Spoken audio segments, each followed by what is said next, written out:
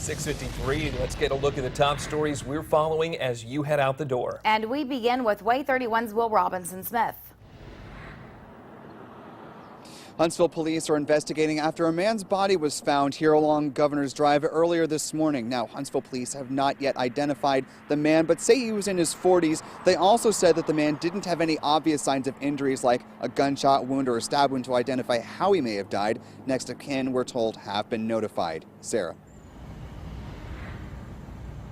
Governor Ivey used an executive order to create a new census committee designed to get maximum participation in the state of Alabama for the 2020 census. This one committee is broken down into 8 smaller subcommittees that are supposed to reach people groups all over the state of Alabama. And this next 2020 census could be what tips the scale for Huntsville and makes it the largest city in the state.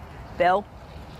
The DUI charges dropped against a Huntsville police officer regarding an off-duty wreck that took place back in March. Right now, Officer Curtis Mitchell is on active military duty. Officials say they dropped the charges because Mitchell completed substance abuse treatment and paid a fine. Authorities in Morgan County still looking for this jail escapee. The man you see on your screen, Chris Walker, left his assigned work duty late Friday. Walker is charged in a drug case, but now faces up to 20 years in prison for the escape. And today, Chris Watts is expected to be in a Colorado courtroom to hear his formal charges, which include 9 felonies. Watts has allegedly confessed to the murder of his wife, but new court documents show he now places the blame on his wife for the death of their 2 young daughters.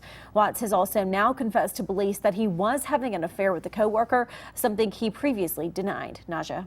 All right, thank you, Alyssa. Officials tell us that people who own Young Tractors run the entertainment group that hired registered sex offender James Bingham. Officials told Way 31 that he was registered to work at Young Contractors, but not registered to work for the entertainment group, which operates the inflatables.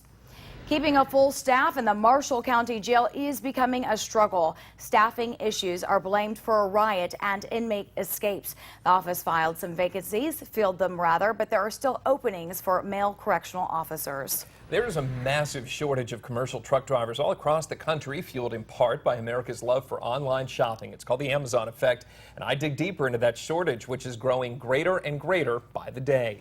Happening today, the people of Huntsville are invited to join a public workshop with the Redstone Arsenal.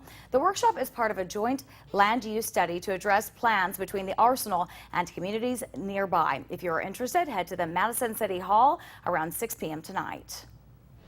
Another update on your Way 31 real-time traffic alert. We still have that vehicle breakdown reported along I-65 near Priceville, but no major delays because of that. However, a few minutes ago, I told you that the drive times from Decatur over to Huntsville had increased just a little bit. This is the reason why there's a wreck near Mooresville. This is at exit 2, County Highway 71 along 565, so you can't expect some delays eastbound as a result because of that. One last look here at your storm tracker radar. Everything looking just fine this morning. A couple of sprinkles showing up there, but overall the chance of rain increases to 30% later this afternoon. A high near 86, feeling like lower 90s when you factor in humidity.